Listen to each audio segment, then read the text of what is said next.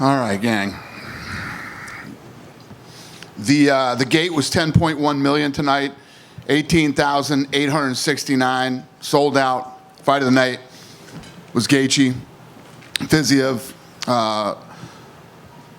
Performance of the night tonight went to where is it? Yep. Okay. Ignacio and Ruffy. They all won 50 grand.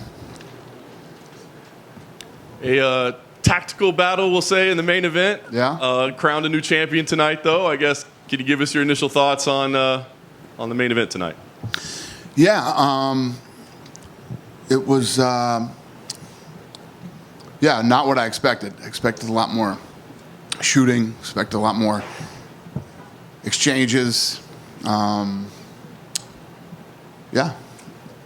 I don't know if we're going to see Alex back here or not tonight, but we haven't seen him yet. Have you talked to him? Do you know if there was anything wrong with him? Talk to who? To Alex Pereira tonight? No, I haven't seen him yet. He's coming? Yeah? Is he coming here? Huh? Maybe? Potentially. Yeah. Doesn't sound good. Potentially sounds bad. Clearly, we don't matchmake on fight night, but a fight that close with a champion as great as Pereira has been, do you lean towards immediate rematch? Probably. Yeah. Co-main event, Justin Gaethje did Justin Gaethje things. Just give us your thoughts on him. And great fight, yeah. I mean, they won 50 grand for fight of the night. They stole it away from the first two kids of the night. They were looking like they were going to win it. Yeah. Yeah. He was back here and said, look, I don't even know what makes sense, but he's like, I do want to fight for the title again at some point, before he's done.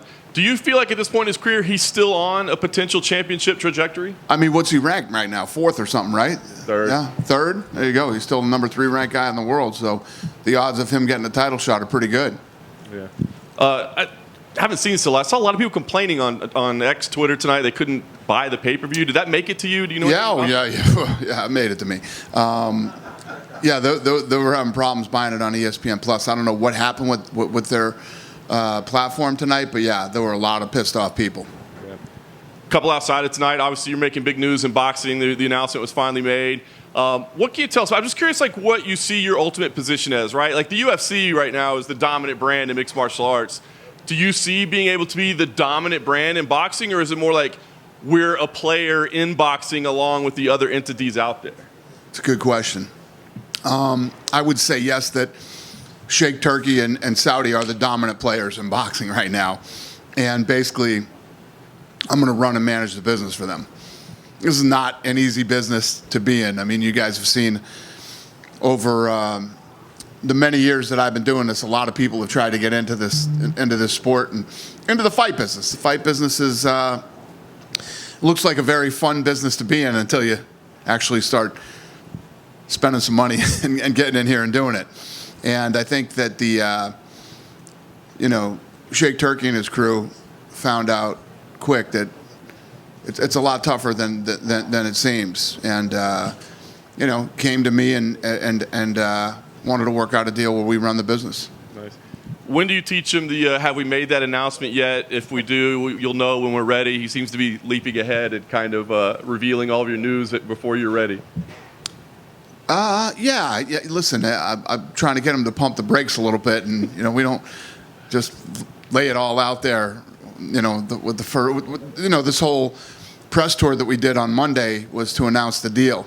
But I'll tell you what's fascinating about him. He's a visionary when it comes to the sport, and he wants to do a lot of like one-of-one type events. And like the Sphere, one-of-one type events are very expensive. So we got a lot of work to do. And I didn't want to talk about a lot of the stuff that we're planning on doing because we have to build some infrastructure first and figure out, and we got to get a rights deal. We're out shopping a rights deal right now. Lot of work to do before we start announcing big things. Nice. Last thing I want to ask you about with Power Slap, content distribution strategies are changing all the time right now, it seems.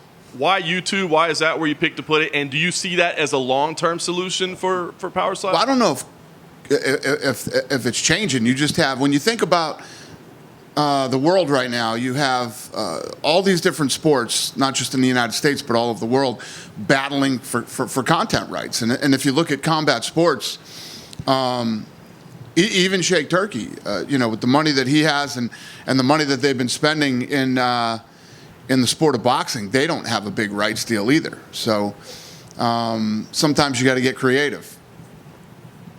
And as far as I'm concerned, it's more about eyeballs, and obviously money's important. You got to have money to to keep the thing rolling. But YouTube's incredible. 2.5 billion potential viewers every time you do something, and we were talking to a lot of different people. Linear television, we came from Rumble. Rumble ended up being like our Spike TV to launch it. They were really good to us, and this just seemed like the right move at the right time. What I don't like is once we start talking about doing deals, people start telling you what you can and can't do, what you can and can't advertise. The list goes on and on. And I like to run my own production, run my own show, and no better place to do that than YouTube. Dana, going back to Alex tonight, there's been a little bit of talk about, he's everywhere around the world, right? He's flying to Sydney, he's doing all this stuff when he could be, maybe training at home. Do you feel like that maybe affected his performance and he looked flat tonight? Or do you actually give it to Ankalaev for just putting the pressure on him and making him look flat? That's a good question. I think that's a question definitely for him to answer. I definitely don't know his schedule. I know he's been bouncing around, but do you see this everywhere? When somebody becomes a big star and they start making lots of money, there are lots of different doors that open and opportunities.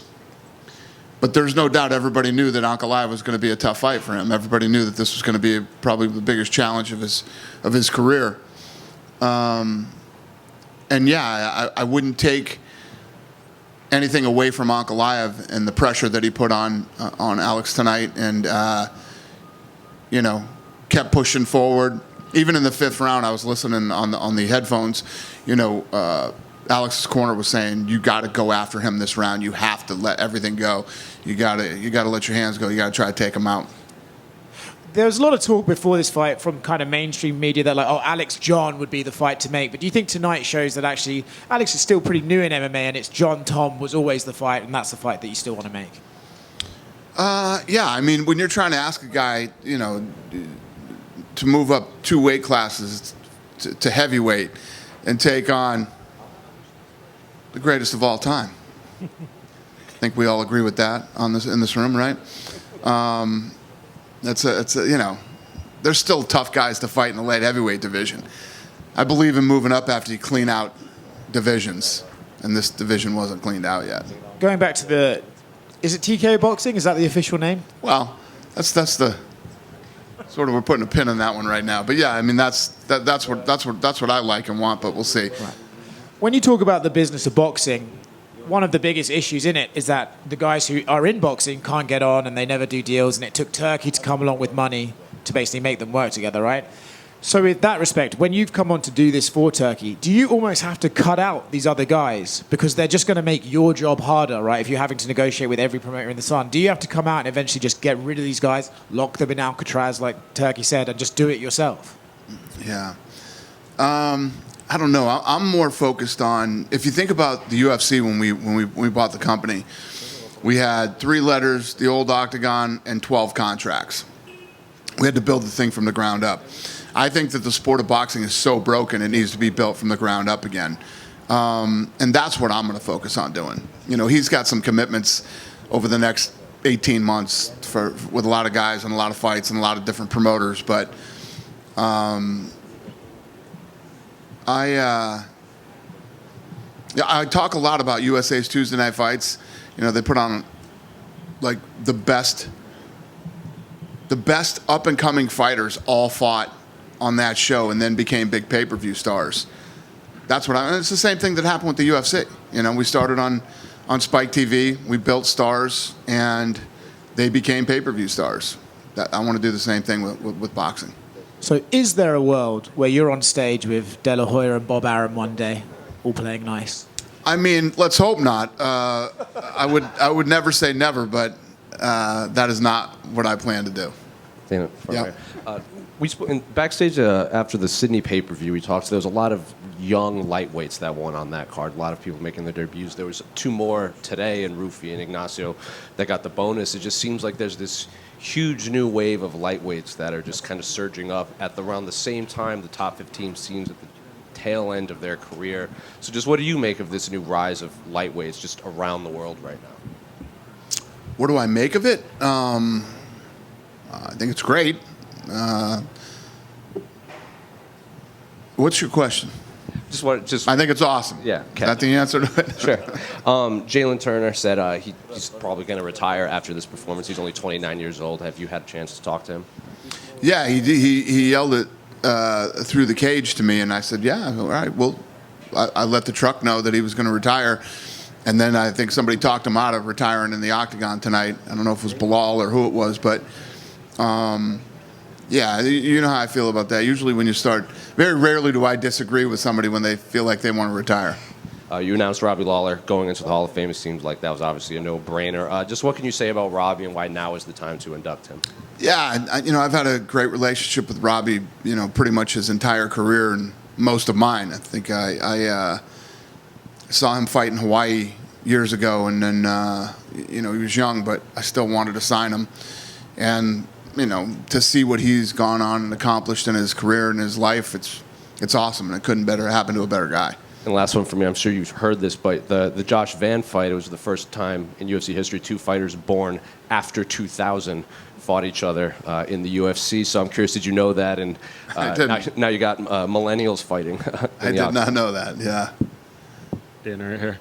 Yep. You talked about Gaethje and the potential title shot. How would you guys ultimately make the decision on who's next for Islam? Because you got Charles there, you got Arman there, and then obviously Ilia Topuria as well. Yeah, well, you guys know there's a lot of different, factors that, play out when we start talking about who's fighting next. Injuries, timing of when they want to fight, when they don't want to fight, geographically where we end up. So there's a lot of different things that determine whether a guy fights for the title and when. Yeah, and Ilia teased a massive announcement a few days ago. Is that fight related? I don't know. That I don't know. Probably. Okay. And you were talking about Tom and John.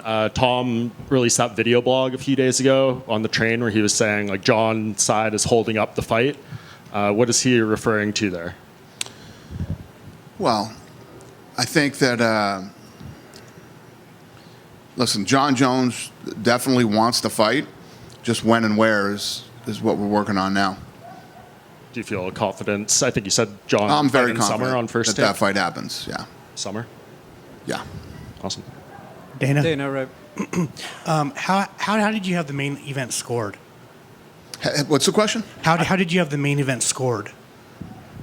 I don't know if I had the exact score in my head, but I thought Ankalaev won the fight.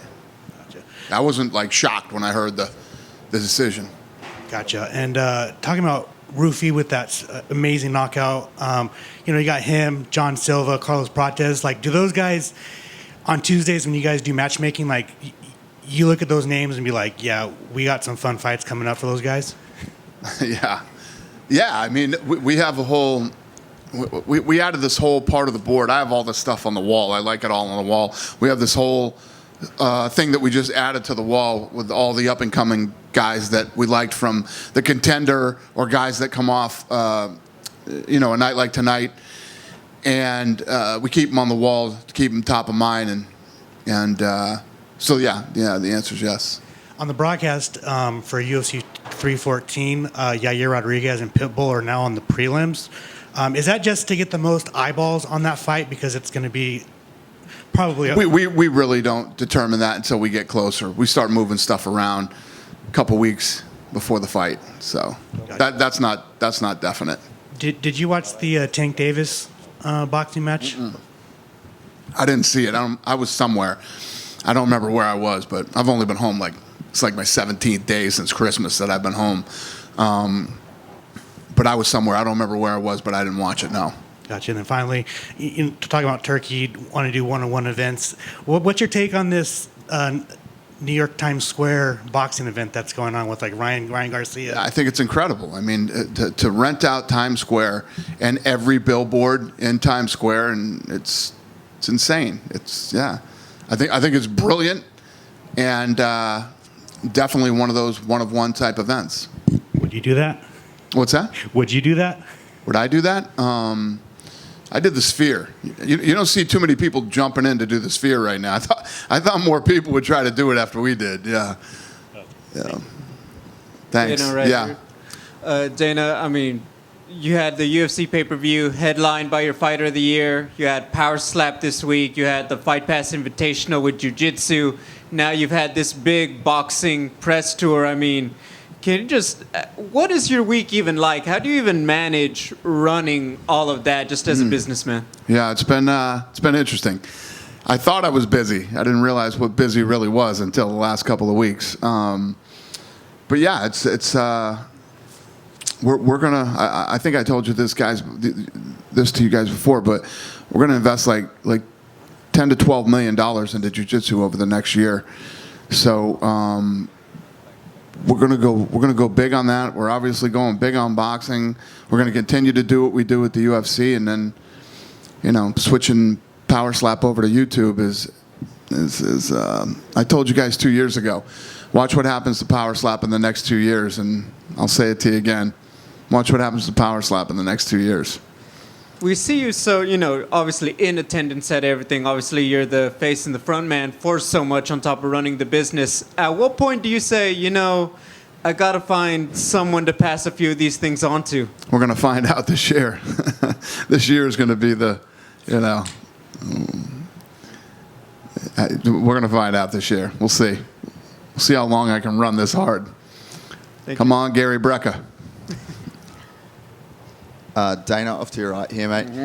You guys recently signed a landmark deal with Monster Energy. The claw or the can is going to be in the center of the octagon for 5 years. I'm sure there was a ton of brands that were wanting that. It's literally the most coveted spot, I guess, in the octagon. So I'm guessing that a decision like that means a little bit more than just money. What are some of the intangibles that a brand like that brings, and what actually goes into a decision like that from your end? The relationship. We've been in business with them for a long time. They've been good to us on a lot of different fronts. They've been a really good partner. I think I told you guys after COVID, it's not about money anymore. I want to be in business with people that I'm aligned with and that I have good relationships with. And you don't know who anybody is until the shit hits the fan. And when the shit hit the fan, I found out who was who and what was what. And as we enter into new deals, I'm only going to be in business with guys that I'm really aligned with, especially sponsorship. And just, it's kind of a follow-up, but Fight Pass Invitational this week in Vegas was unreal. Andy Murasaki made his debut under like the UFC organization. Nicky Rod, Victor Hugo is probably like the biggest match that you can make that's not a Gordon Ryan heavyweight match. Do you guys have any real concrete plans? Because it seems like it's naturally ramping up. And could we see like a Alex Volkanovski, Islam Makhachev fight in grappling, or like just Hamzat versus anyone? Like there's some crazy matchups in grappling that you guys could make that would honestly send that sport through the moon. The answer is yes. If those big fights are available that we could make, we would definitely do it. But I think you're going to see more of the jiu-jitsu guys, the big stars in jiu-jitsu before you see UFC fighters. Over here. Going back to the boxing, Canelo had some good words regarding you and TKO's jump into boxing, saying that he believes it's great for the fighters and great for the sport in general. What's it like hearing that from what many people consider the face of boxing, and for you, a potential partner one day?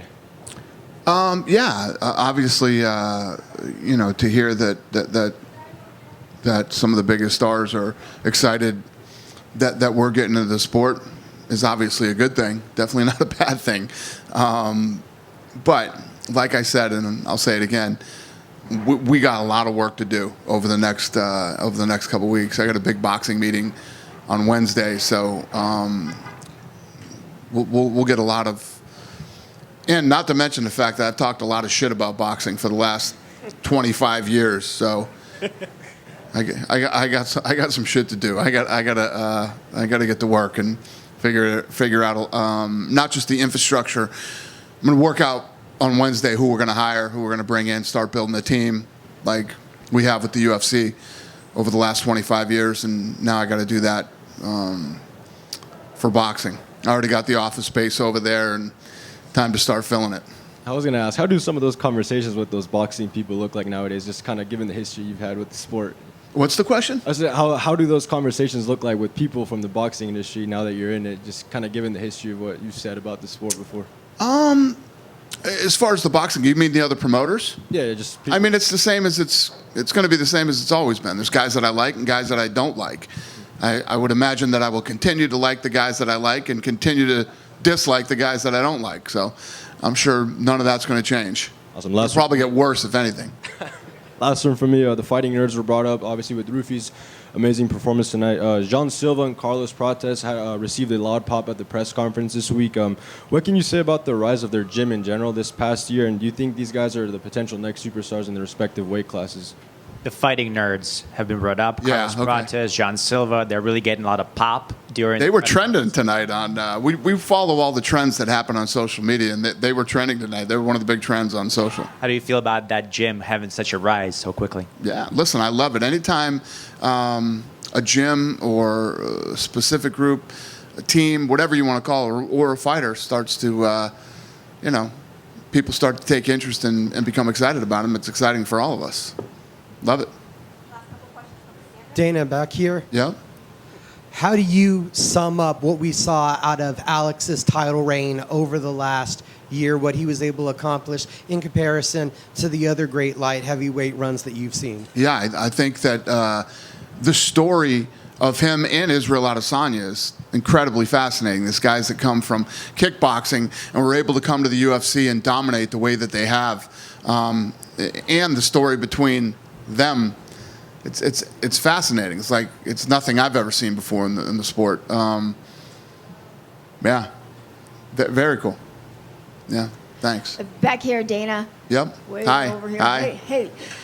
So Power Slap at Fontainebleau seems to be exploding out of that room. It's a nice venue. I know you like the venue, but could you see it moving to someplace outside of Fontainebleau, given the fact that it was very, very full this Yeah, we're getting it sanctioned everywhere, so we will start to travel around.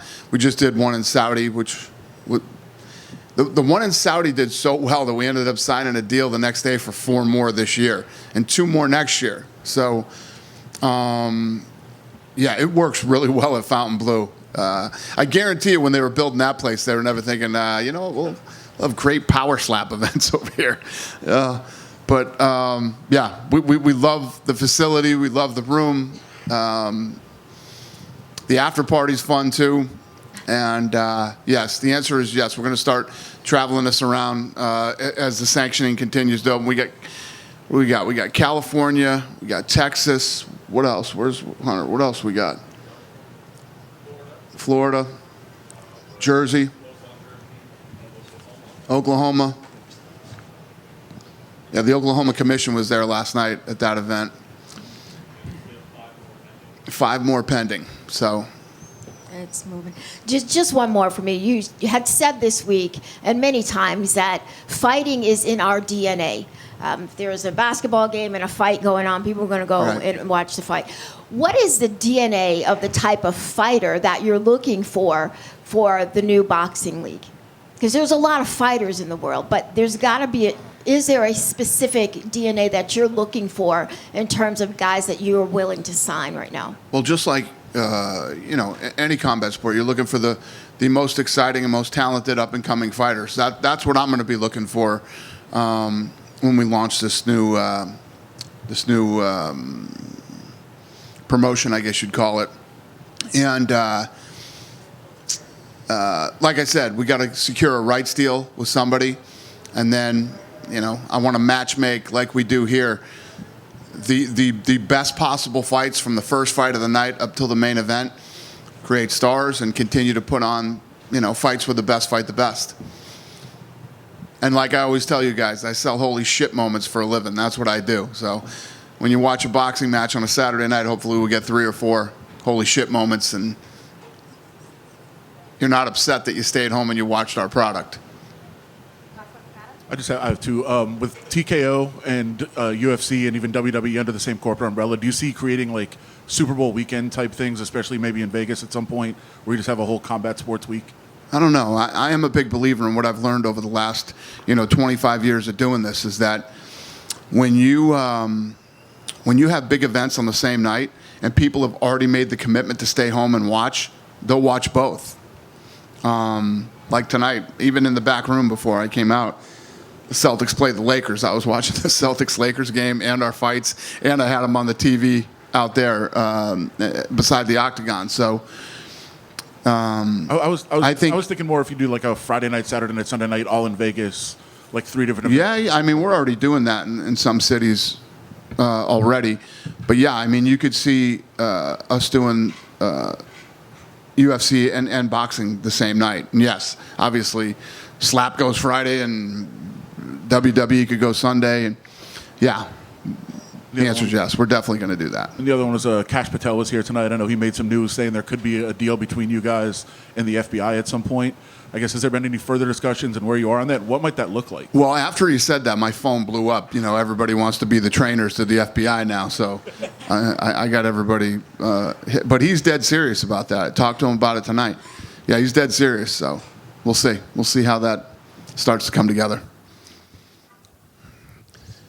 You good? Have a great night, everybody. Thank you.